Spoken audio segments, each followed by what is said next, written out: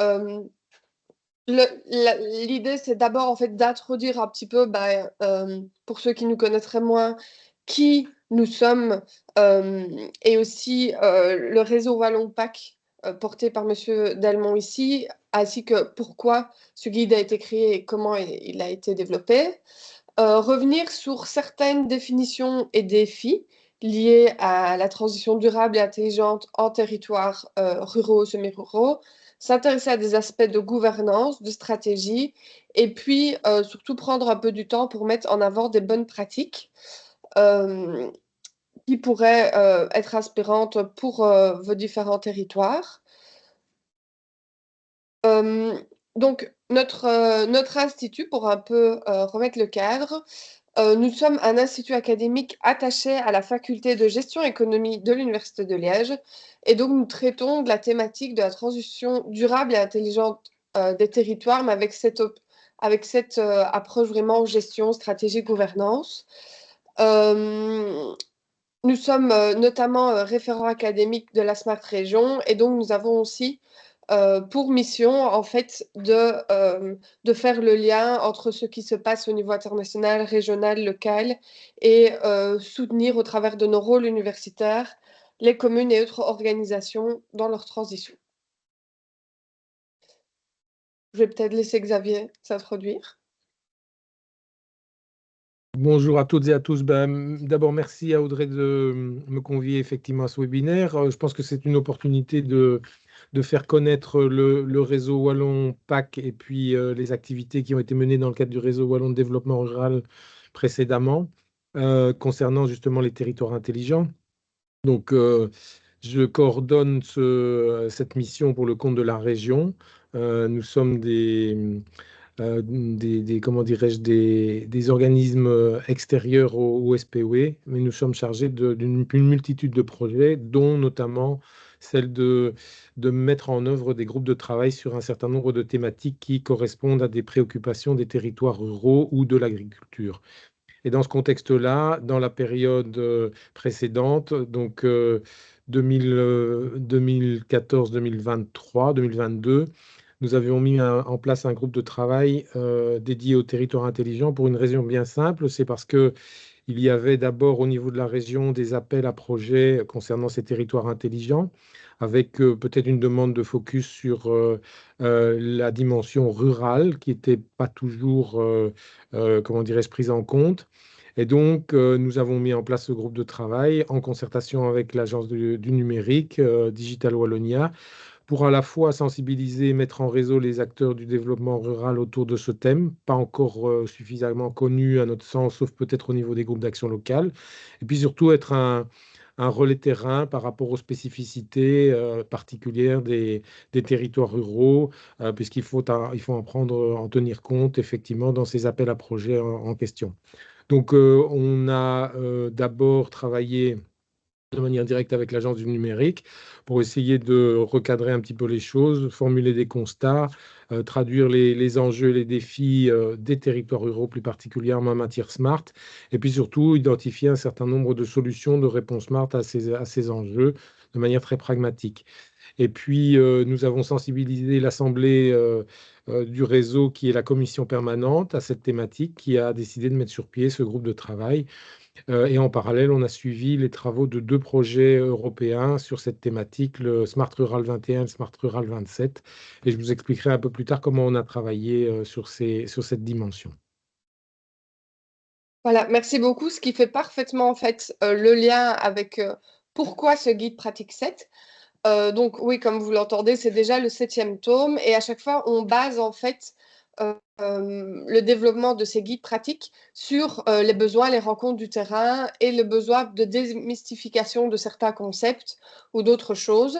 Et ici, on s'est rendu compte que voilà, nous, on a une vision de la Smart City qui est assez englobante. De par notre rôle de référent aussi, on travaille beaucoup à la sensibilisation des plus petites communes. Euh, mais peu importe à quel point on tape sur le clou, il y a quand même un besoin d'appropriation de ce concept au sein des plus petits territoires ou territoires semi-ruraux euh, et certaines spécificités, notamment stratégiques et économiques. Et donc, comme Pour les autres guides, on s'est basé en partie sur la littérature scientifique, sur des rapports d'expertise. On a assisté à différents événements et webinaires et on a beaucoup échangé avec des acteurs de terrain. Et donc, je sais qu'il y a certaines communes rurales parmi vous avec qui j'avais échangé dès le début pour faire aussi ressortir des défis à faire ressortir. Et donc, dans ce cadre-ci, on a choisi spécifiquement de travailler étroitement avec le réseau Wallon PAC aussi. N'hésitez pas, si vous ne l'avez pas encore téléchargé, j'ai mis le lien dans le chat. Et visiblement, le deuxième lien ne s'est pas mis, mais je vous l'enverrai à la fin. On a créé un petit questionnaire de satisfaction aussi pour savoir qui l'avait déjà lu, oui ou non, et ce qui en était ressorti, qui prend 2 minutes et je le mettrai à la fin. Donc, pour un peu revenir sur d'abord des définitions. Donc, nous, notre définition du concept de Smart City, mais ça s'applique à l'échelle territoire aussi, c'est que c'est un écosystème de parties prenantes qui est engagé dans un processus de transition durable et qui utilise les technologies comme facilitateur dans cet objectif de durabilité. Et donc, l'aspect facilitateur, il doit vraiment être rouge, fluo, mis en avant, puisque ça doit répondre à des besoins du territoire qui sont bien plus profonds que la transition digitale pour la transition digitale. Et comme je le disais, au-delà des villes. Alors, pour remettre un peu de contexte aussi, comment est-ce que dans ce guide, on définit la ruralité? On s'est basé sur la définition du SPOE qui définit un territoire rural comme étant un secteur dont soit de la densité de population est strictement inférieure à 150 habitants par kilomètre carré ou dont la densité de population est supérieure à 150 habitants par kilomètre carré, mais dont les espaces ruraux couvrent plus de 80%. Et donc, il sera aussi considéré comme semi-rural si 60 à 85% de sa surface est composée d'espaces ruraux.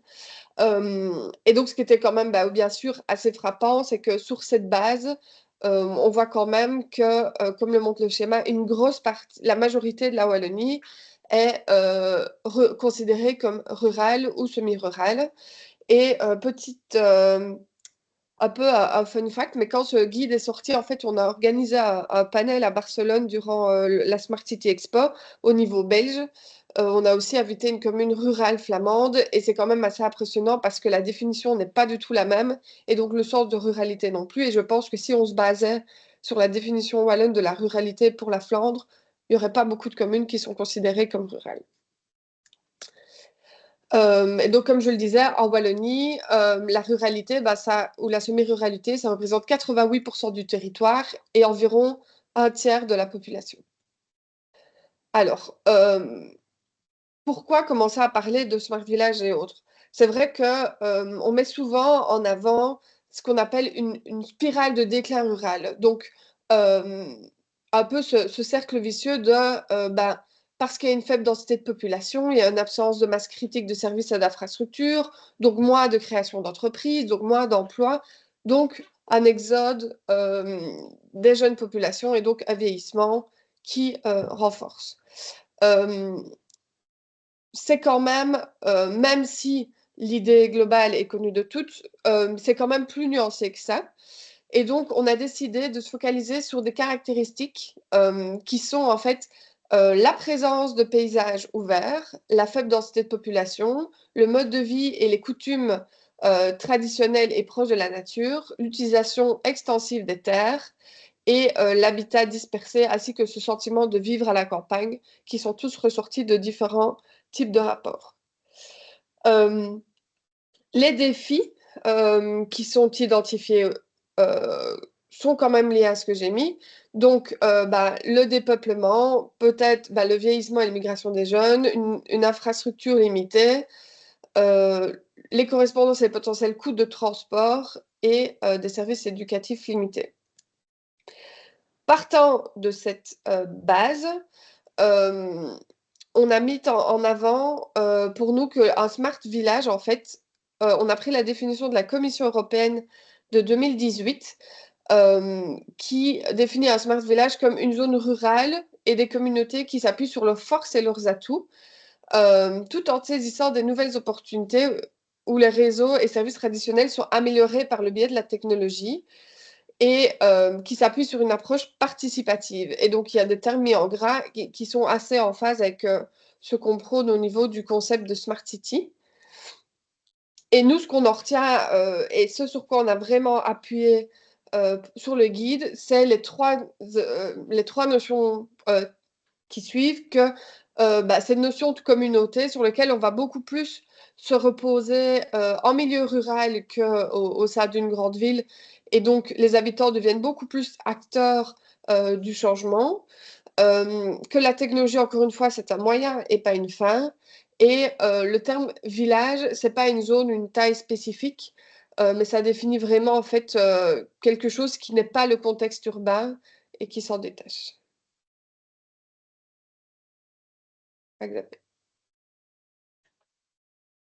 Donc, Oui. effectivement, le groupe de travail dont je vous ai parlé tout à l'heure, bien, c'est d'abord, avant de commencer ses travaux, s'est penché sur la vision qu'il avait ou que ses membres avaient des territoires intelligents. Alors, ça rejoint un petit peu ce que Audrey vient de dire.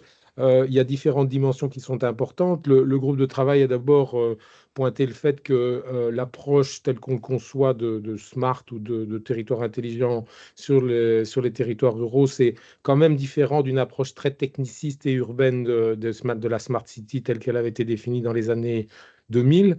Comme l'a dit Audrey, c'est vrai que les forces vives, bah, c'est les citoyens, les habitants.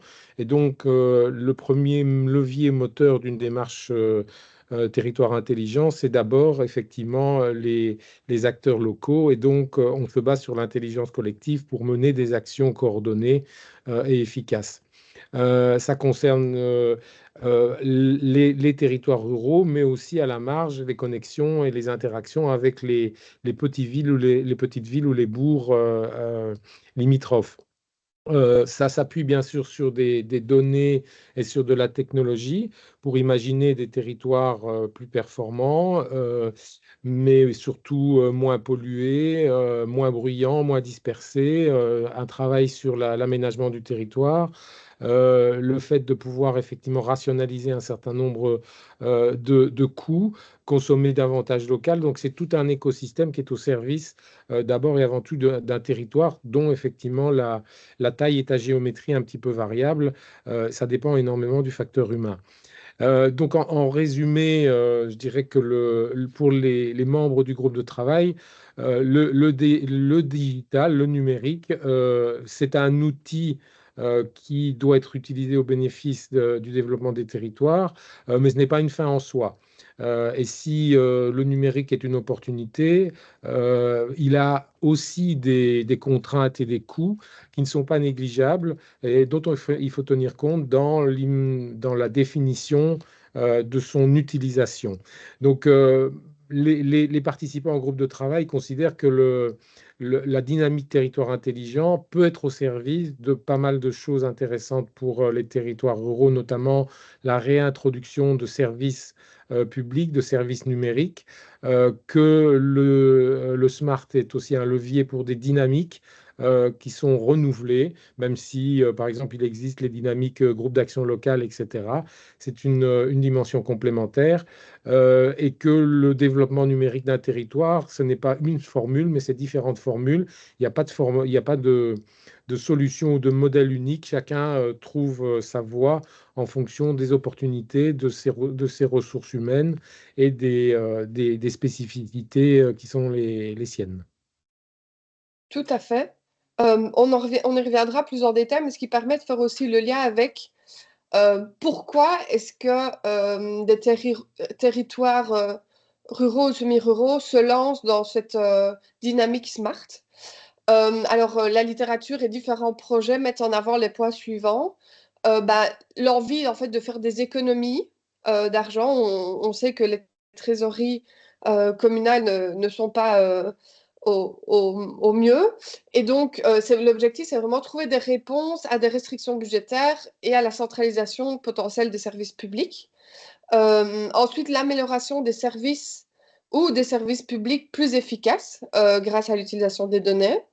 Un rôle un peu de cohésion sociale pour renforcer des liens humains sur le territoire. Le maintien ou le redéveloppement d'une vie au sein d'un village. Le souhait d'accélérer une transition vers une économie décarbonée ou économie circulaire et vraiment le souhait par lui-même d'accélérer la transformation numérique en milieu rural. Alors, Je peux te souligner quelque chose, Audrey, c'est que bien sûr. la crise Covid a été vraiment un révélateur de l'opportunité et de ce que pouvait représenter le digital, justement, à un moment où c'était assez compliqué en termes de lien social, de services et d'accessibilité, etc. Donc, ça a été Oui, aussi déclencheur quelque part d'une réflexion plus pointue. parfait, merci. Et du coup, l'idée ici, c'est de rendre un peu aussi ce webinaire interactif et de ne pas s'entendre parler pendant une grosse heure. Donc, je vous invite, si vous avez un smartphone ou ouvrir un onglet sur votre ordinateur pour vous connecter au lien WooClap, qui est le suivant et que moi, je vais reprendre ici et vous partager. Euh,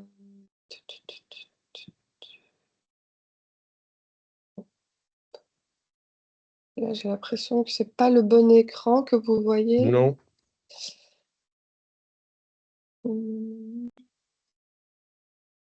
Voilà. Normalement, maintenant, c'est bon. voilà.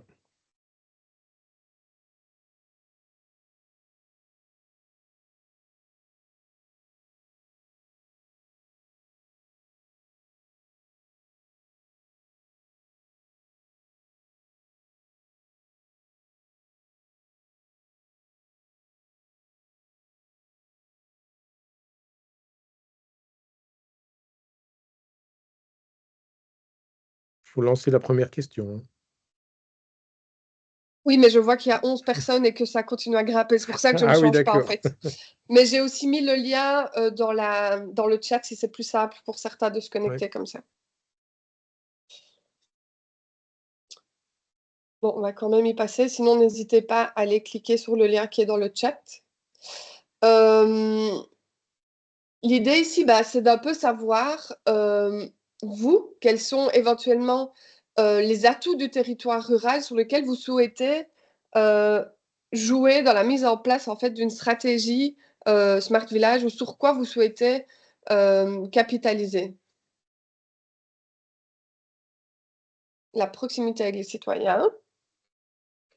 Ok, c'est une notion de proximité.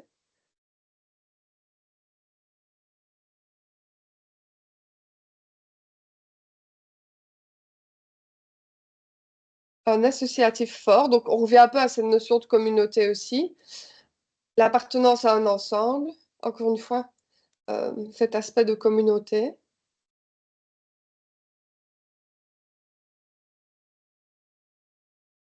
La mobilité douce, oui, on en parlera notamment. L'amour d'un paysage, donc vouloir ce sentiment d'appartenance. La proximité qui ressort quand même beaucoup. La conservation. euh,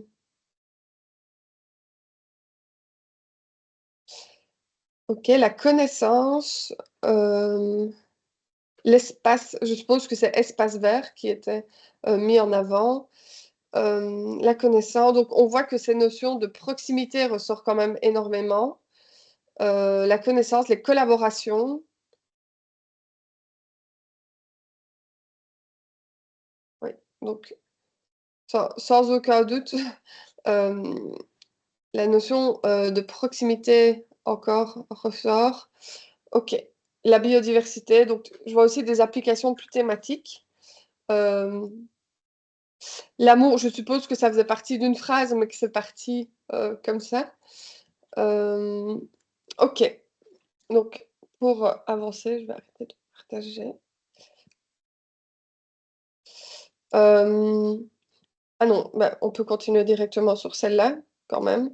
Euh, et du coup, là, c'est vraiment quelque chose de plus général, mais au niveau des raisons d'être que j'ai mentionnées, est-ce qu'il y en a une qui vous paraît éventuellement prioritaire dans la mise en place de cette démarche?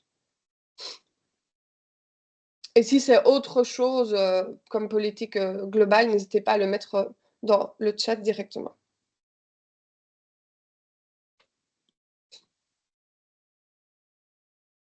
Donc l'amélioration des services, qui ressort assez fort.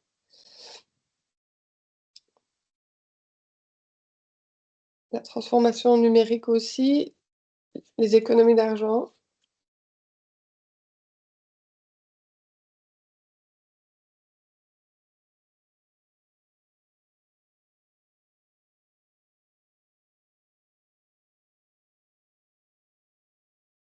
Ok, c'est tout.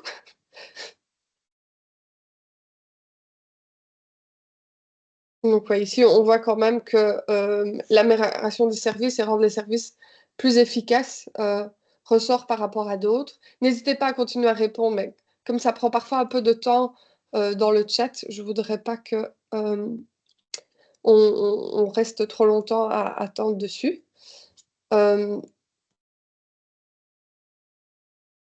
Et donc, ici, je vais remettre ceci. Voilà, normalement, vous voyez. Alors, on voit qu'il y a tout un tas de raisons pour lesquelles on s'engage dans cette transition, mais c'est vrai qu'il ne faut pas, comme Xavier l'a aussi mentionné, sous-estimer en fait ce que coûte la connectivité, tant en termes de coût d'infrastructure, mais aussi au niveau local, puisqu'il y a quand même, malgré tout, un risque de fracture numérique qui persiste, que ce soit par un manque d'infrastructure haut débit, on y est de moins en moins, mais il y a quand même certaines zones qui restent dites zones grises ou blanches, où en fait c'est compliqué d'avoir accès à un réseau et donc, beaucoup de services qui seraient considérés comme smart ne peuvent pas être utilisés. La sous-utilisation des services numériques existants, parce qu'en fait, il y a des freins à la résistance du changement ou parce que les compétences numériques des habitants sont limitées.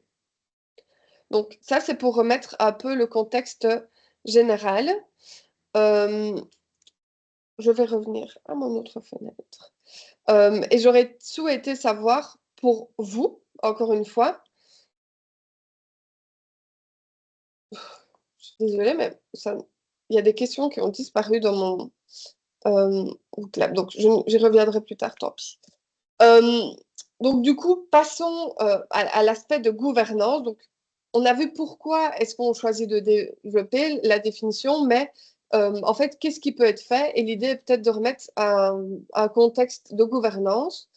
Euh, Comme Xavier l'a mentionné, au niveau européen, il y a quand même un impulse assez fort qui a été donné pour le développement de ce Smart Village. Euh, il y a notamment les programmes de Smart Rural où il y a pas mal de communes à travers l'Europe qui ont été mises dedans, qui favorisent aussi les échanges de bonnes pratiques. Ce qui est assez intéressant, c'est que l'Union européenne a un rôle beaucoup plus actif sur la notion de Smart Village que de la notion de Smart City. Au niveau de la notion de Smart City, il y a notamment ce marketplace qu'ils appellent pour favoriser les mises en relation des territoires et des services. Mais globalement, ça s'arrête un peu là. Et donc, il y a aussi une dynamique plus forte au niveau Smart Village, notamment parce que c'est une thématique qui est croisée avec d'autres politiques assez fortes et assez importantes au niveau européen, telles que la PAC ou des programmes de financement type LEADER et FEDER qui vont de main en main. Au niveau national et régional, il n'y a pas vraiment quelque chose qui est axé Smart Village, mais cette dynamique au niveau régional est reprise dans tout ce qui est lié à la Smart Région, puisque l'objectif est vraiment le déploiement de cette transition à l'échelle de la Wallonie, peu importe l'échelle du territoire concerné. Et donc, je sais qu'ici, il y a notamment Isabelle Rawar, qui est conseillère Smart Région. Donc, si par la suite, on souhaite aussi échanger, avoir des débats en fin de session, n'hésitons pas. Et évidemment, encore une fois, il y a tout un tas d'autres politiques liées comme l'agriculture, la mobilité, l'économie et autres. Et donc, au niveau local, ce sont évidemment les communes et les acteurs paracommunaux qui sont en charge de la mise en œuvre de cette dynamique. Et comme on va le montrer par la suite, l'idée n'est pas de dire il faut refaire une stratégie Smart Village, mais c'est quelque chose qui peut s'inclure dans des dynamiques déjà existantes telles qu'un PCDR ou un PST. Alors, nous, on a pour habitude, quand on parle de gouvernance, de dire oui, il faut collaborer avec les 4 hélices de la société pour assurer cette transition qui sont le secteur public, le secteur privé, le monde de la recherche, mais aussi les sociétés civiles et les citoyens. Et dans le cadre d'une dynamique Smart Village, il y a vraiment tous ces autres acteurs avec des statuts légaux divers et variés qui ont aussi un rôle encore plus important, notamment pour renforcer des mutualisations, pour renforcer des dynamiques qui sont notamment voilà, le réseau porté par Xavier, les GAEL qui ont un rôle très important, les intercommunales. Il y a ici aussi des référents opérationnels Smart Région qui sont en contact avec beaucoup de communes. Les agences de développement local ont notamment aussi un rôle assez important. Et puis d'autres acteurs type parc naturel, notamment le FUGEA et autres. Et donc, encore une fois, c'est l'idée de revenir à ce qu'on appelle à cette notion de communauté et de développement multi-acteurs sur le territoire. Xavier? Oui. Donc, je reviens effectivement à la dynamique de groupe de travail. Je vous en parle en termes de composition, en termes d'activité, parce que celui-ci a été chargé de rédiger un certain nombre de recommandations, notamment à destination de l'Agence du numérique, comme je vous l'ai dit, concernant les spécificités des territoires ruraux. Mais c'est important de dire que d'abord et avant tout, le groupe de travail a été constitué d'un panel d'acteurs diversifiés dans la mesure où on voulait avoir effectivement des référents et des acteurs de terrain venant d'horizons différents. Donc, c'est aussi bien les groupes d'action locale, les smart managers des intercommunales, des représentants des ADL, des experts thématiques, les parcs naturels dont vient de parler Audrey, universités également, et puis les communautés et administrations régionales. Donc, ce groupe de travail était chargé de travailler sur des enjeux, sur les enjeux pré-identifiés qui avaient été adressés à l'Agence du numérique pour élaborer la vision partagée dont je vous ai parlé, et puis analyser en profondeur différentes dimensions et spécificités concernant l'économie, le tourisme, la mobilité, la participation, etc. La méthode de travail a été chaque fois des méthodes d'intelligence collective qui permettaient de pouvoir formuler ces recommandations issues de la pratique de terrain et je vous les détaillerai un petit peu plus dans la suite. Mais l'idée, et je vous en parlerai un moment, tout ça est compilé dans un carnet du réseau Wallon de développement rural qui est en libre service sur le site du réseau Wallon PAC aujourd'hui. Voilà, et qui est une bonne source à la fois d'informations, d'exemples très pratiques issus du terrain, et puis de ces recommandations qui sont formulées pour pouvoir flécher un petit peu les politiques publiques sur un certain nombre de priorités.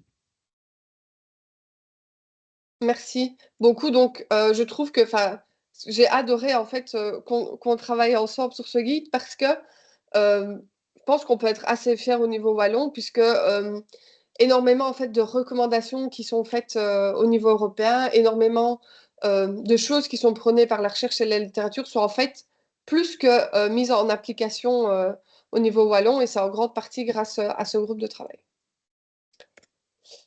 Alors, donc ici on parlait de la gouvernance. Pour revenir à l'aspect stratégique, on a sorti, en fait, nous, en 2017, notre premier guide pratique qui revient sur comment mettre en place une stratégie Smart City.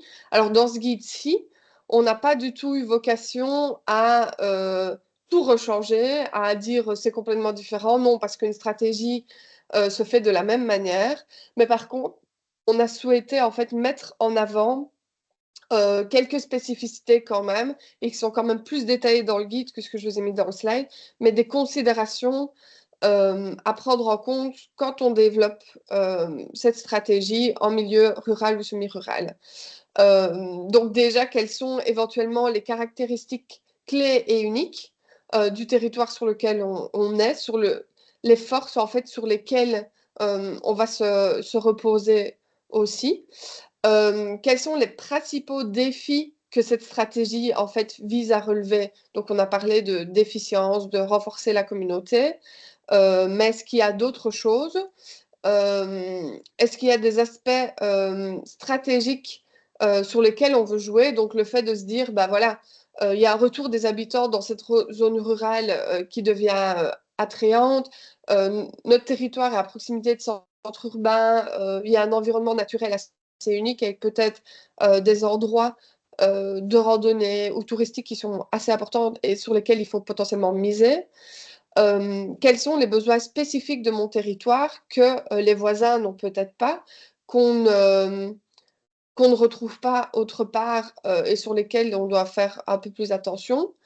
Euh, Comment, en fait, dans ce développement, je peux impliquer la communauté locale pour s'assurer, en fait, de la bonne appropriation, pour s'assurer que ça répond à un besoin.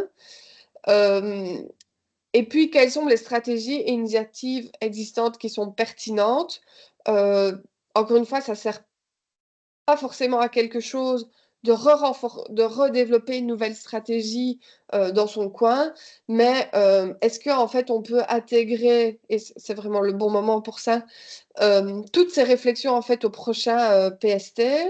Est-ce qu'il y a potentiellement un plan communal de mobilité qu'on est en train de mettre à jour qui mériterait aussi un peu cette réflexion smart?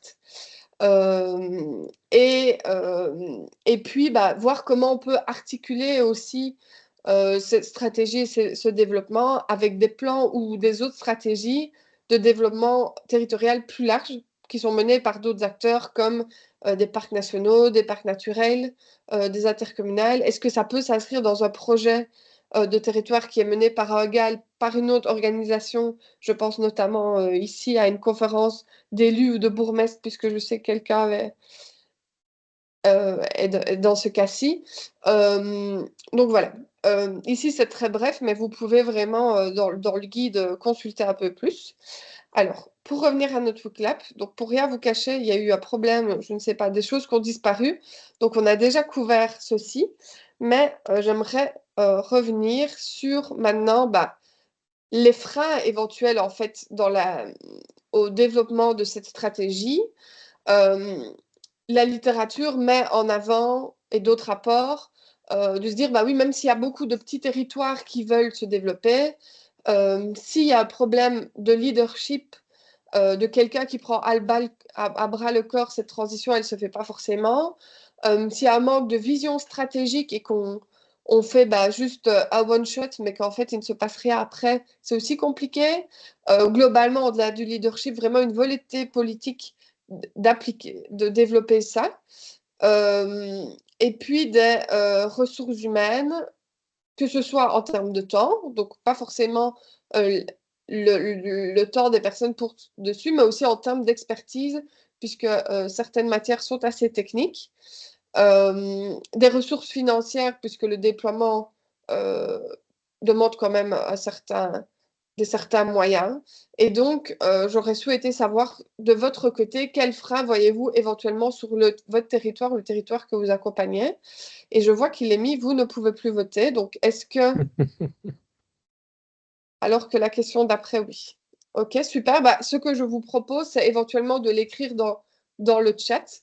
Vous pouvez juste écrire les numéros aussi pour pas tout retaper.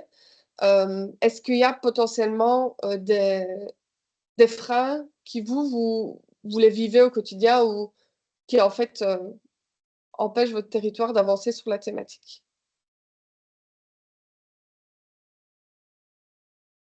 Donc n'hésitez pas à mettre 1, 2, 3, 6 dedans.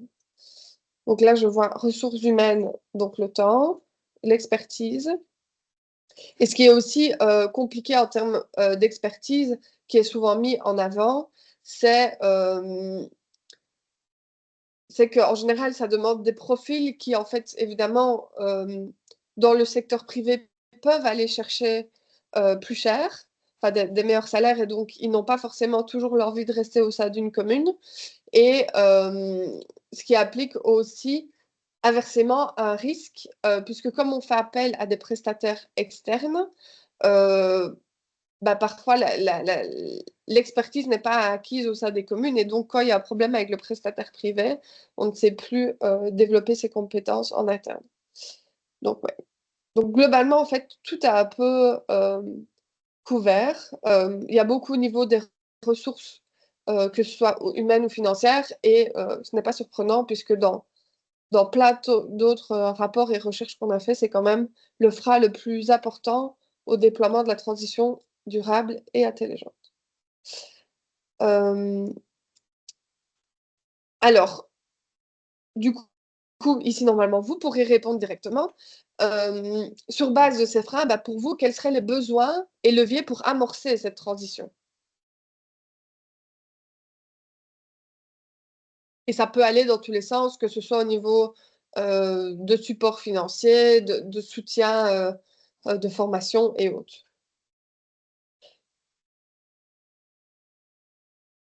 Juste pour spécifier aussi, c'est un mot à la fois, sinon les phrases sont un petit peu explosées. Donc, réellement, OK. Aide financière, formation, soutien, stratégie, argent, du temps.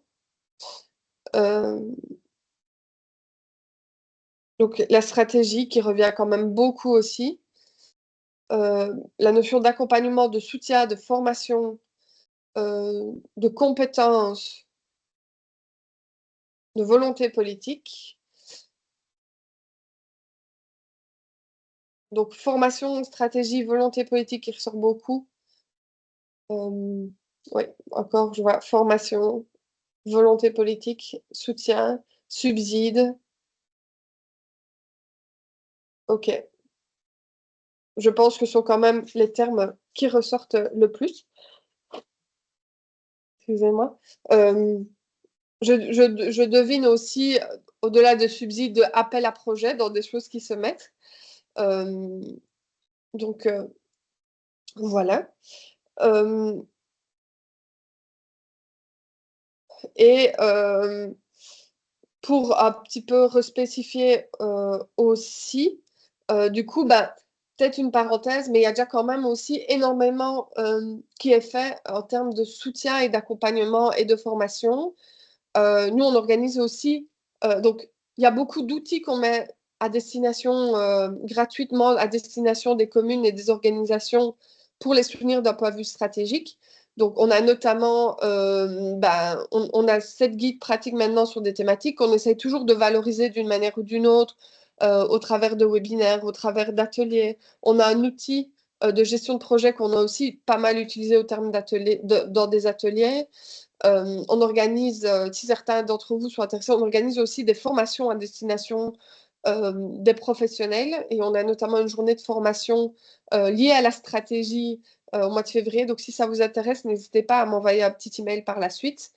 Et il y a pas mal de choses qui sont mises en termes d'accompagnement aussi au niveau des intercommunales. Donc, voilà. En tout cas, je prends bien note de ceci, même si on n'a pas toujours un frein d'action immédiat. Mais je pense que c'est bien aussi pour la représentante de la Smart Région de revoir ces choses-là aussi et de se dire dans quelle mesure c'est des choses qu'on fait déjà, sur quoi on devrait peut-être plus axer dans les années à venir. Et donc, je vais peut-être redonner la parole à Xavier pour un peu mettre en avant en fait les recommandations stratégiques qui ont été faites de la part de groupes de travail. OK. Merci Audrey. Je vais aller assez vite parce que je pense qu'effectivement, ça va peut-être être un petit peu redondant ou c'est un rappel, une piqûre de rappel par rapport à ce qui a été sans doute discuté dans d'autres cénacles. Mais c'est vrai qu'avant de formuler des recommandations thématiques, le groupe de travail s'est aussi penché sur un certain nombre de dimensions qui devaient faire l'objet de recommandations plus transversales.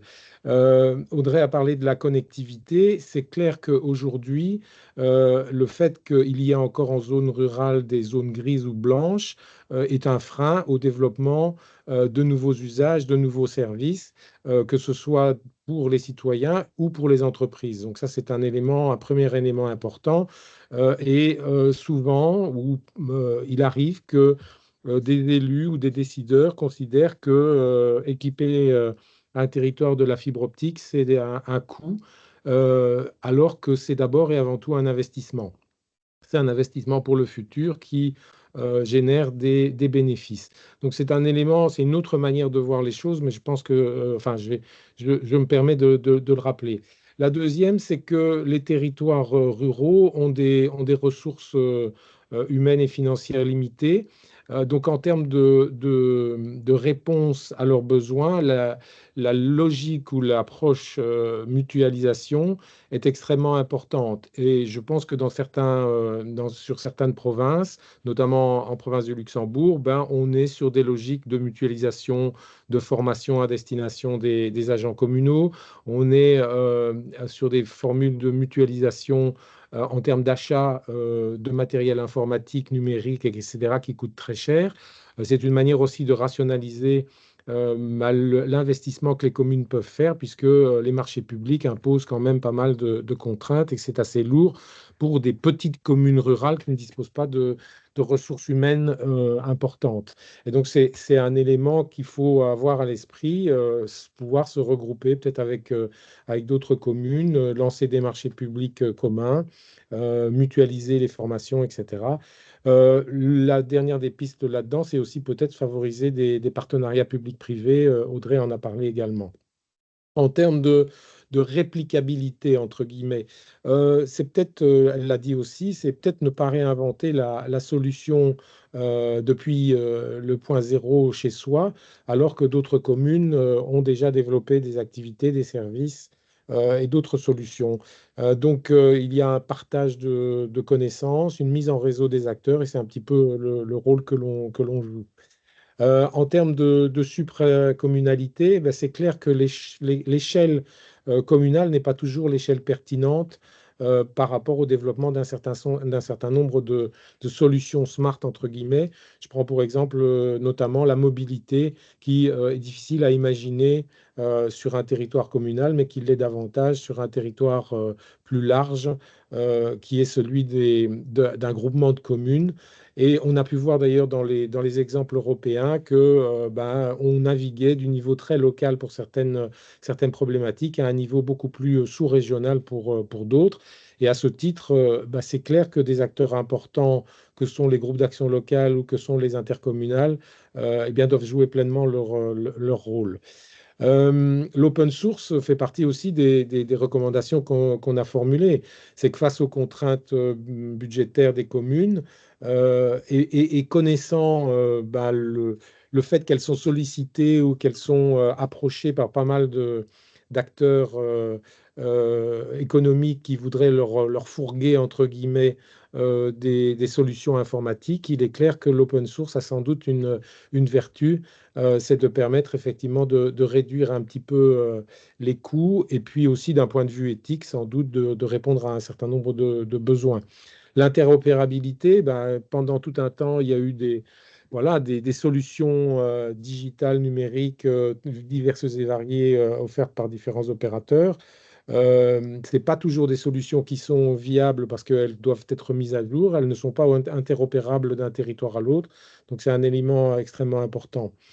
Chose aussi sur lequel le groupe de travail a insisté, c'est la responsabilité numérique, dans la mesure où effectivement la durabilité bah, de tous ces équipements, de toute cette manière de penser le développement, doit être pensée également en termes d'impact par rapport à l'environnement, par rapport à la durabilité. On sait quand même que bah, les data centers, toutes les solutions informatiques demandent pas mal d'énergie et de moyens. Le seconde main est quelquefois une solution qui est extrêmement intéressante. Il n'y a pas besoin d'être équipé du dernier cri. Ce qui est important, c'est d'avoir le bon outil.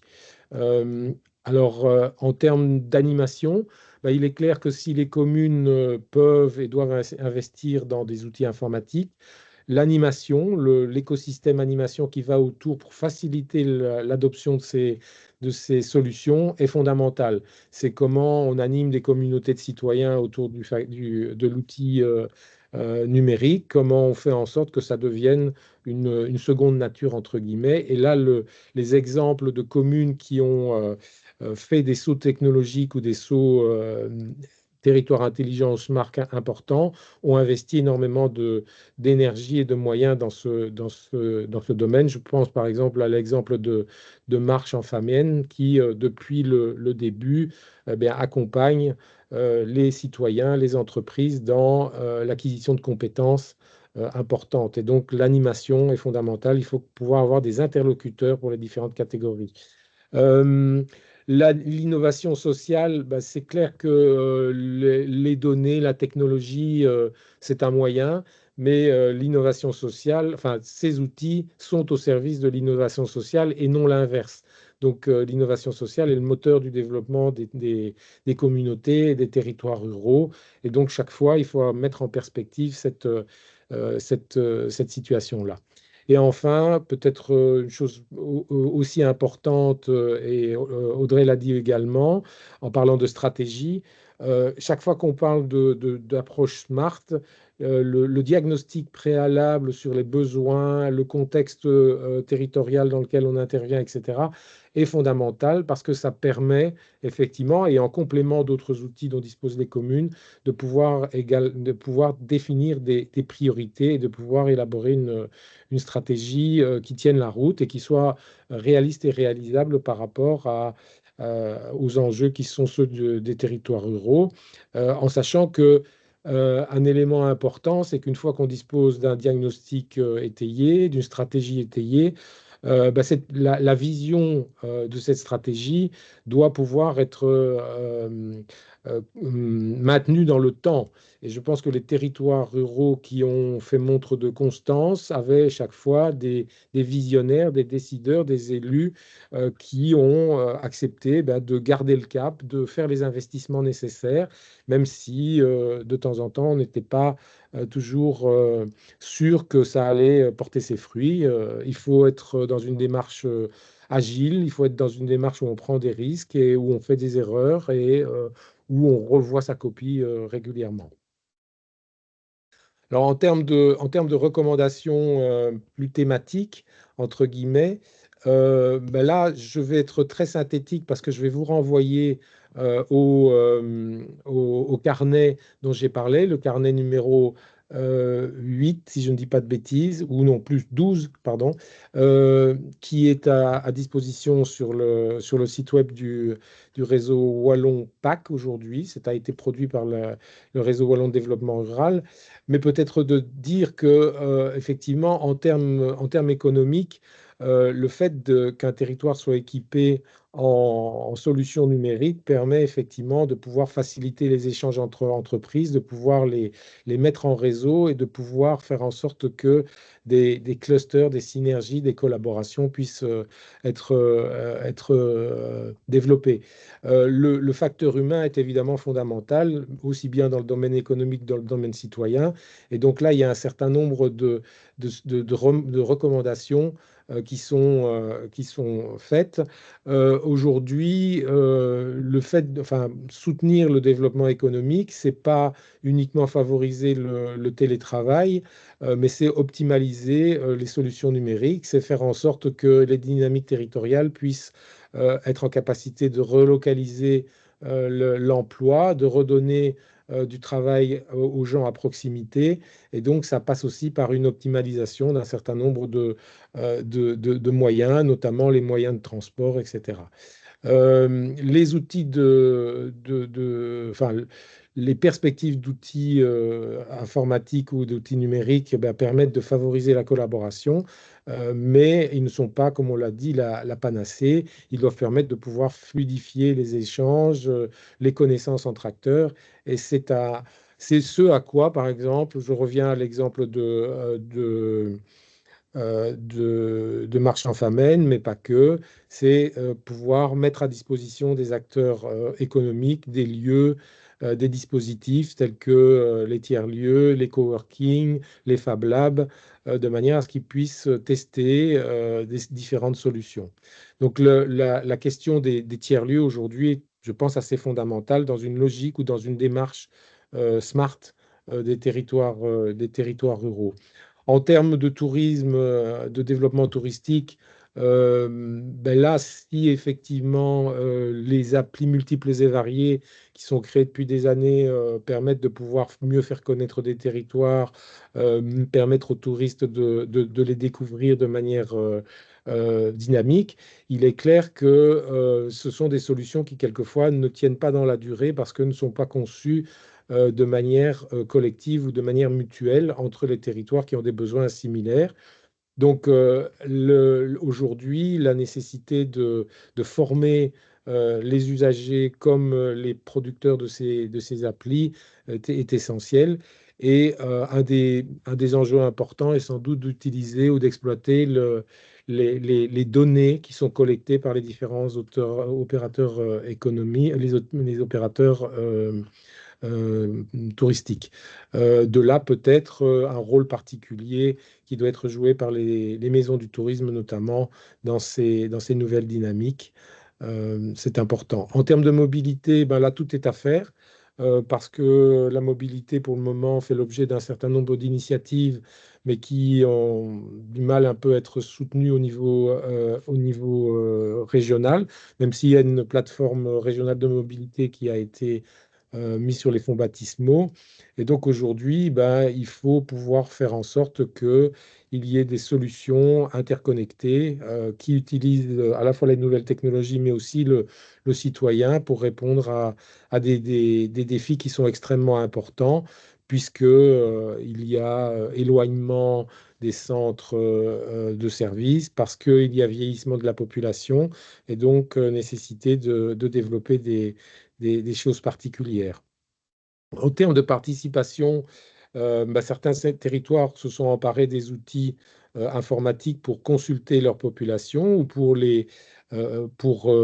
demander aux citoyens de co-construire des solutions en termes d'aménagement de places publiques, de lieux publics, etc. C'est des choses qui doivent être quelque part mutualisées au plus grand nombre et qui doivent être développées de manière interactive. Les équipements, c'est un exemple qui est, par exemple, le BEP fait pas mal ça, mais également dans tout ce qui concerne le crowdfunding et des plateformes qui permettent de pouvoir mobiliser des moyens financiers à destination ben, de projets citoyens ou d'activités citoyennes.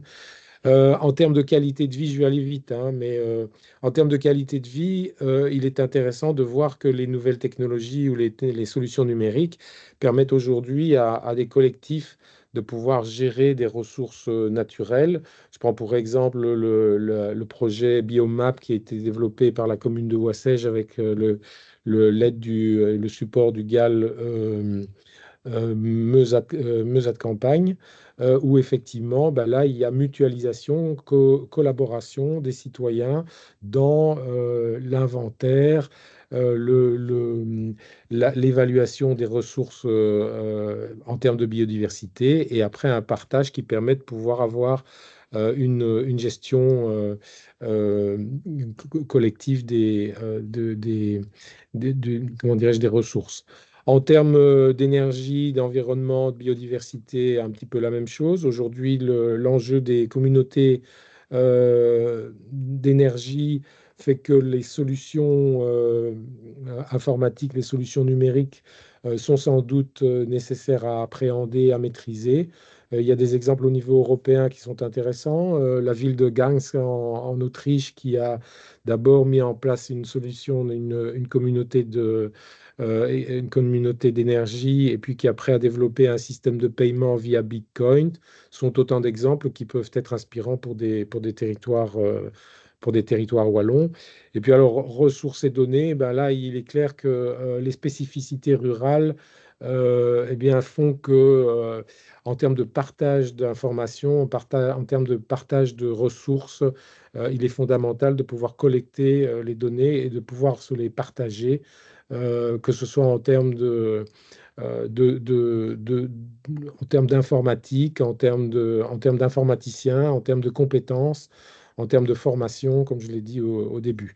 Peut-être terminer simplement par une chose, c'est que donc notre carnet de commandes, enfin en tout cas la commande qui avait été passée au groupe de travail, était de pouvoir contribuer et accompagner l'Agence du numérique dans la définition de ce que pouvaient être des appels à projets territoires intelligents avec un focus plus particulier sur les territoires ruraux.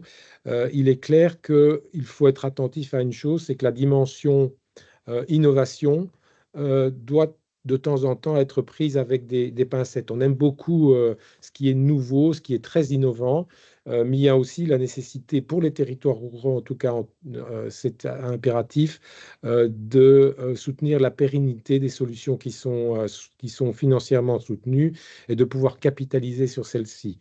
J'ai parlé tout à l'heure du caractère durable et responsable des solutions smart qui devront être dégagées. Je réinsiste un petit peu sur ce terme. L'importance du partage des bonnes pratiques et de la mise en réseau. Je pense qu'aujourd'hui, en Wallonie, toutes les communes rurales ne sont pas encore tout à fait sensibilisées et au fait de ce que peut couvrir le terme smart ou le terme territoire intelligent, qui fait souvent peur, mais qui peut être extrêmement pragmatique dans la recherche de réponses à des questions qui se posent dans les différents domaines que je viens d'évoquer. Donc, un sujet qui est encore loin d'être mature pour beaucoup de territoires ruraux, et donc il faut enfoncer le clou, et je pense que le Smart City Institute, le réseau Wallon-PAC, les intercommunales, l'agence du numérique, tout ça, tous ensemble, cet écosystème doit pouvoir travailler ensemble pour pouvoir poursuivre les choses.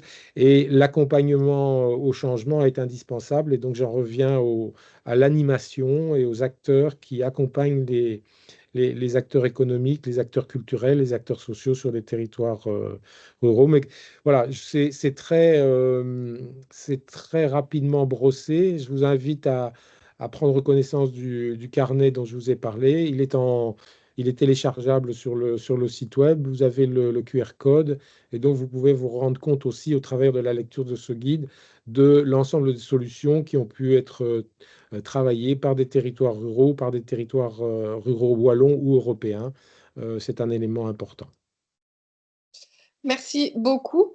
Alors, pour entamer la dernière partie, je vais rebondir sur l'importance du partage des bonnes pratiques. Euh, donc, nous, c'est vrai que c'est fort semblable à ce que Xavier met en avant, mais donc on s'intéresse à la transition des territoires sur base des 6 dimensions différentes, donc l'économie, l'environnement, euh, la dimension people, la gouvernance, le bien-être et la mobilité. Et donc ici, je vais très brièvement en fait mettre en avant plusieurs bonnes pratiques qui sont dans le guide, que je vous invite à consulter. On part du principe que ces bonnes pratiques, on les prend depuis notre guide 1, on part du postulat qu'on les prend à l'étranger, mais qui sont réplicables, euh, parce que voilà, pour ne pas effleurer certaines potentielles sensibilités politiques.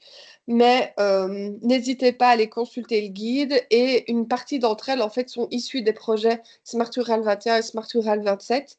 Et donc, dans le guide, il y a aussi toutes les références pour continuer à creuser si le résumé qu'on vous a mis n'est pas suffisant. Donc, la première bonne pratique qu'on souhaite mettre en avant est une initiative liée à l'économie et plus particulièrement au tourisme dans un très très petit village du nord-est de l'Italie qui connaît un très fort dépeuplement depuis les années 60 et qui se repose énormément sur la production agricole et l'artisanat pour faire vivre l'économie locale. Euh, Ils se sont rendus compte qu'en fait, il n'y avait pas vraiment d'attractivité touristique puisqu'il n'y avait pas vraiment de tel, mais qu'il y avait de quoi vraiment valoriser au niveau local. Et donc, ils ont mis en place un projet de regroupement d'offres de chambres disponibles au travers d'une seule vitrine. Donc, c'est plus une initiative marketing. Mais donc, quand on va sur le site d'Albergo di Fuzzo ou sur Booking, si on tape Albergo di Fuzzo, on va avoir l'impression qu'on réserve au sein d'un hôtel, alors qu'en réalité, en fait, ce sont des chambres libres qui sont disponibles et dispatchées tout au sein du village. Euh, et donc, ça n'a pas demandé énormément de moyens, mais ça a eu un impact quand même direct, puisque le projet a été mis en place euh, aux alentours de 2016, si je ne me trompe pas. Euh, et alors, on voit que bah, voilà, le village, maintenant, un village de, je répète, de 400 habitants, a accueilli 13 000 visiteurs par an, alors qu'ils n'en avaient que 5 000 entre 2008 et 2013. Et c'est notamment dû au fait que, en fait, d'un point de vue touristique, les personnes cherchent des lieux, des endroits, notamment par rapport aux randonnées, mais sans regarder forcément le village. Et donc, c'est comme ça qu'ils ont su se mettre en avant. Ça leur a donné accès à des fonds d'investissement, notamment pour la rénovation des logements dans le village. Ça leur a permis aussi d'améliorer et de renforcer les services locaux. Et donc, petit à petit, ils ont notamment pu en fait développer un projet de spa qui est rentré dans un cercle vertueux aussi touristique.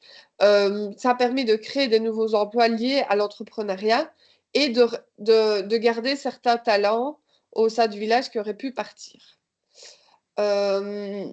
Alors, comme ça paraît énorme, mais ça a été très vite couvert par des coûts. Donc, les coûts initiaux pour la création de la plateforme, la création de contenus de communication, la traduction de matériel en langue étrangère ont été en fait récoltés au travers d'un incubateur d'innovation et aussi divers fonds européens.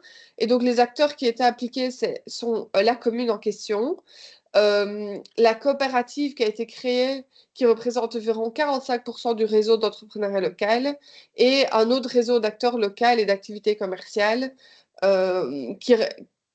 qui rassemble beaucoup de types d'activités et qui aussi, bah, du coup, est en charge maintenant de ce projet. Donc, il est dans le guide. Les recommandations notamment qu'ils ont fait, c'est le besoin d'engager activement les propriétaires des logements privés pour les convaincre des avantages à louer en fait leur chambre inoccupée. C'est de vraiment cartographier en fait les atouts locaux et identifier les services et offres supplémentaires pour le touriste.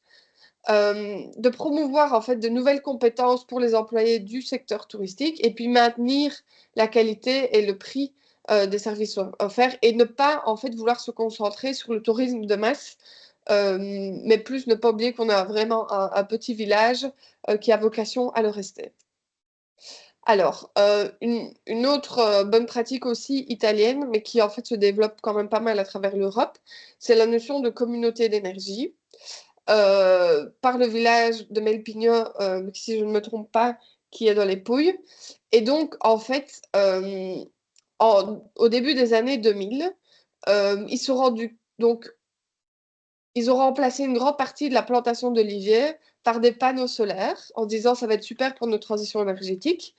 Et puis se sont rendu compte en fait qu'il y avait tout un tas de conséquences négatives, que ce soit au niveau économique pour les producteurs d'olives et d'huile d'olive, au niveau des paysages. Et donc ils ont commencé à mener une réflexion euh, pour trouver d'autres solutions avec l'université de Lecce. Et ils se sont rendus compte qu'en fait, il y avait 180 familles au sein du territoire qui avaient un toit plat. Et donc, ils se sont dit, mais pourquoi pas mutualiser tout ça et en faire une communauté d'énergie. Et donc, ils ont cartographié d'abord pour trouver des sites appropriés. Ils ont consulté la communauté locale pour en fait estimer l'intérêt potentiel autour de ce réseau solaire communautaire. Sur cette base-là, ils ont créé une coopérative communautaire pour diriger et gérer le projet. Ils ont recherché des subventions, que ce soit au niveau local, régional ou national. Ils sont allés plus loin pour vraiment faire aboutir le projet dans la recherche de financement auprès de banques pour couvrir les investissements initiaux. Et ils ont acheté les panneaux en gros pour réduire les coûts et puis installé euh, avec la coopération des habitants. Alors, en termes de coûts initiaux, il y avait 400 000 euros pour le matériel, l'installation et la création de la coopérative. Et ceux-ci ont été financés par un prêt qui, en fait, par la suite, a été repayé par la coopérative. Ils estiment qu'il y a des coûts annuels d'environ 29 000 euros pour tout ce qui est au niveau de la coopérative et de la maintenance du matériel. Et ceux-ci, en fait, petit à petit, sont financés par le surplus de production d'énergie, comme c'est quand même aussi une région assez ensoleillée. Et donc, actuellement, ils fonctionnent au travers d'une gouvernance assez autonome et la coopérative compte pas moins de 300 membres. Alors, eux, ce qu'ils ont recommandé, c'est vraiment de réaliser une étude de faisabilité pour s'assurer de la viabilité du projet au niveau juridique, parce que c'est super d'avoir une bonne idée, mais encore faut-il qu'elle soit réalisée. De vraiment rencontrer la communauté en amont et expliquer avec l'aide des universités ou des centres de recherche comment ça peut aider à relever les défis émanants. Et donc, en fait, ils ont mis en avant que le fait de travailler avec des universités, il y a toujours un côté plus légitime que si c'est les autorités locales qui arrivent et qui mettent leurs arguments en avant, en tout cas d'un point de vue de ce qui est ressenti par les habitants. Qu'une fois que cette idée a été mise en place, bah, il faut vraiment définir une idée forte du projet et que la coopérative peut être lancée après le lancement de la première action pilote. Et ils ont insisté sur cet aspect action pilote pour tester et voir si ça fonctionne vraiment dans le contexte spécifique. On a parlé tantôt de volonté politique et de leadership. Ben ici, ils ont vraiment mis en avant le besoin d'obtenir un soutien fort de la part des autorités locales pour soutenir l'engagement civique et puis bah, s'assurer que le statut juridique s'étend au-delà de la pure production d'énergie, parce que par la suite, ils ont généré au niveau local d'autres effets secondaires comme des projets sociaux qui ont pu être développés sur base des surplus des revenus. Donc ça, c'est une deuxième chose liée à l'environnement. Une troisième chose, Smart People, donc à Fab Lab durable. Et je sais qu'il y en a aussi pas mal qui sont développés en Wallonie, mais ici on a pris celui vraiment d'une petite commune sous Ston qui a développé un Fab Lab qui s'appelle l'Établi et qui en fait, eux, se sont focalisés sur deux axes principaux, l'action économique et l'éducation à la jeunesse. Et donc, ils ont vraiment pour objectif de faire émerger des projets collaboratifs entre acteurs publics et les habitants, en réunissant plusieurs secteurs et générations et partager des connaissances et des savoir-faire. Et donc, il y a différents services et activités qui touchent d'animation scientifique sur des thématiques numériques, mais aussi des ateliers thématiques, des formations en équipement et logiciels. Alors, le projet, il a été mis en place par le GAL de la région à destination de l'ensemble des territoires qui sont dans l'intercommunalité. C'est un terme français, mais ça parle encore de mutualisation et de supracommunalité. Et donc, il représente 23 communes qui sont réparties sur 604 km². Donc, ça représente environ 70 000 habitants pour un petit village qui, en fait, de base, n'en compte que 7 000. Dans sa mise en place, le projet a bénéficié d'un montant assez important de la part du programme Leader pour son lancement. Et maintenant, il bénéficie de différents types de soutien public, donc que ce soit de la ville de Souston, notamment du département des Landes et d'autres fonds publics nationaux, mais aussi de fonds privés, notamment de la Fondation Orange. Il dispose d'un vaste réseau de partenaires publics, privés et universitaires, et donc notamment il collabore avec d'autres Fab Labs, tels que la Fabrique des Territoires, qui est assez connue en France, et le réseau français des Fab Labs. Donc encore une fois, cette notion de mutualisation est très importante. Un autre exemple, et je pourrais passer des heures sur cette thématique-là, qui est en fait l'intégration de la mobilité en milieu rural. Et donc notamment, on parle beaucoup, vous avez sans doute peut-être déjà entendu parler du Mobility as a Service ou mobilité servicielle, le MaaS. C'est notamment ce qui a été développé à Bruxelles sous l'application de Floria.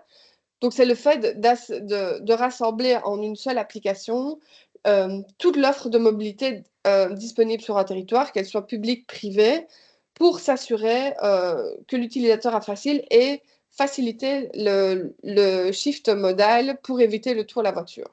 Alors, on peut facilement comprendre comment l'infrastructure est assez forte dans une ville comme Bruxelles pour suivre, mais on peut aussi se dire, bah, en milieu rural, il y a quand même beaucoup moins d'offres d'autres services. Les gens dépendent beaucoup de leur voiture.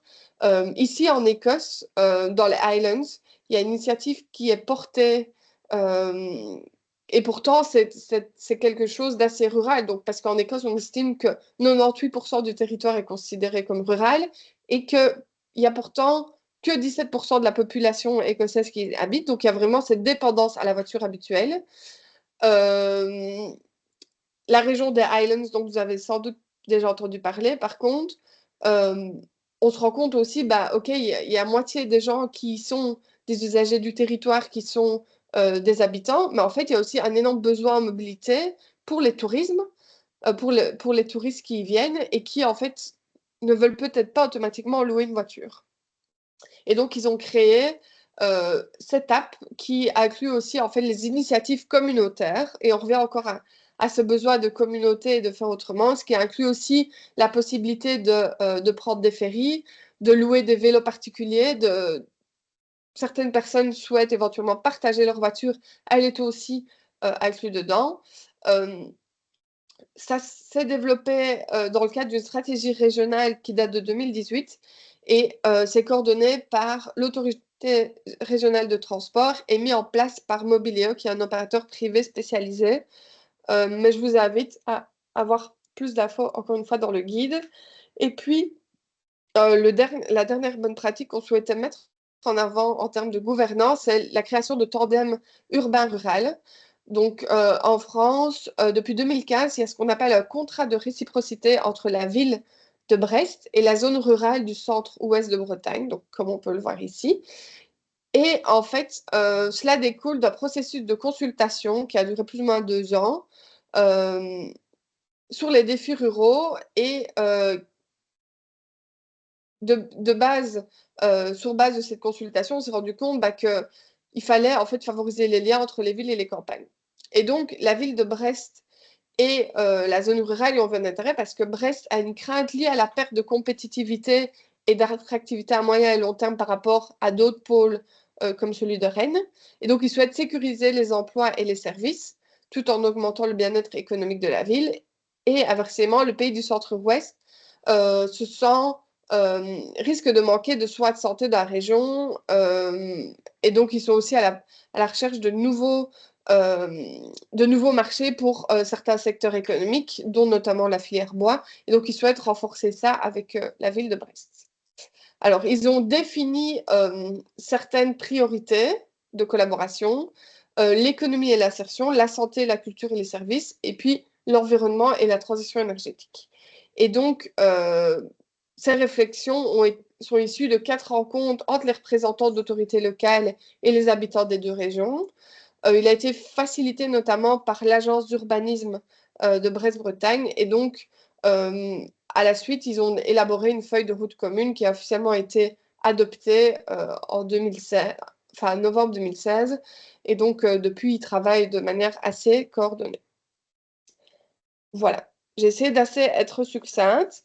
Là, il nous reste quand même assez de temps et donc on a bombardé de relativement beaucoup d'informations, mais j'aurais souhaité savoir si parmi vous, certains avaient des questions ou en fait souhaitaient faire remonter des points si quelque chose avait éventuellement fait écho. Je vois déjà que Isabelle a levé la main, donc n'hésite pas Isabelle à ouvrir ton micro Oui, et à bonjour mettre à tous. éventuellement ta caméra aussi. Je peux pas pour le moment parce que je suis assez occupée. Euh, oui, bonjour à tous. Juste rapidement, une première remarque par rapport aux thématiques que Xavier a présentées. Depuis lors, il y en a une qui prend de la place que j'ai pas retrouvée, mais qu'on peut être liée à la partie gouvernance. C'est la partie donc résilience de la gouvernance au niveau de la gestion des crises, des inondations, etc. Où je crois que vraiment, il faut aussi s'organiser au niveau de la communauté plus rurale, même si on a quelques projets, c'est quand même toujours l'urbanité qui tire là-dessus. Oui, Et toutes les thématiques sont liées à la donnée. Et revenir sur la partie innovation, le sens que nous, à la région, on donne, c'est pas vraiment pousser à de l'innovation technologique, mais bien dire que il y a dans les actions deux possibilités. Soit on est dans ce qu'on appelle la, la réplicabilité. Donc, ça veut dire qu'on va reproduire des projets déjà existants. Et là, il y a différents soutiens possibles, hein, notamment les appels à projets digitalisation à corps top qui, eux, permettent de ne pas du tout aller dans ce qu'on pourrait dire des choses nouvelles, mais qui restent quand même du smart et des choses de numérique assez innovantes. Et puis, dans les autres appels à projets plus smart région, on parle d'innovation au sens de dire il faut en fait écouter les besoins du client, donc ici les besoins des communes rurales et adapter l'existant. Donc innovation, c'était pas de simplement dire avoir quelque chose qui n'existe pas, mais que nous, on souhaitait soutenir financièrement et promouvoir. Et donc forcer que les solutions soient adaptées aux besoins du rural. Pour nous, c'est ça principalement l'innovation, c'est qu'on n'avait pas encore sur le territoire les services disponibles dans ce sens-là. Mais je reviens sur la donnée. Pour moi, ce qui est crucial au niveau des territoires ruraux, c'est que vous récoltiez toutes les données, et peu importe lesquelles, hein, parce qu'on voit en termes de durabilité, bah, c'est parfois très compliqué de faire joindre durabilité numérique, etc. Par contre, quand on a des données qui recensent les avaloirs, les arbres, enfin, il y a énormément de choses qu'on peut construire et qui rejoignent notamment ces aspects plus de durabilité, mais que les petites bases de données dans les petites communes rurales, je reviens sur le cas Avaloir parce qu'on en a parlé hier, d'une commune, une petite commune du Hainaut qui croyait en avoir 40 et au final elle en a 1000. Et que ça a été fait en recensement avec les citoyens. Donc avec le référent Futurocité, ils ont fait une campagne et voilà, et c'est comme ça qu'ils ont pu progresser. Et je crois que c'est par ce biais-là, ou en construisant ces différents sets de données, qu'on va pouvoir réellement plus porter des projets de ruralité et pas seul. De nouveau, il faut agir, c'est vrai, en supracommunalité avec plein d'acteurs, etc. Voilà, c'est juste les différentes remarques que j'avais. Merci beaucoup. Est-ce que d'autres personnes souhaitent faire part de ressentis ou des questions? Euh, c'est peut-être bien de profiter que différents types d'acteurs autour de la table, peut-être par rapport à des besoins qui n'auraient pas été mentionnés ou autres.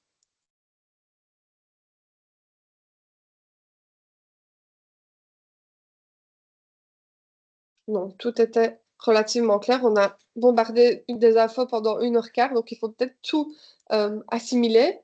Je vous remets, je suis allée le rechercher dans le chat aussi, le lien vers, qui ne se met pas de manière intelligente, vers le petit questionnaire que je vous ai mentionné tout à l'heure par rapport au guide, mais je vous le renverrai par email.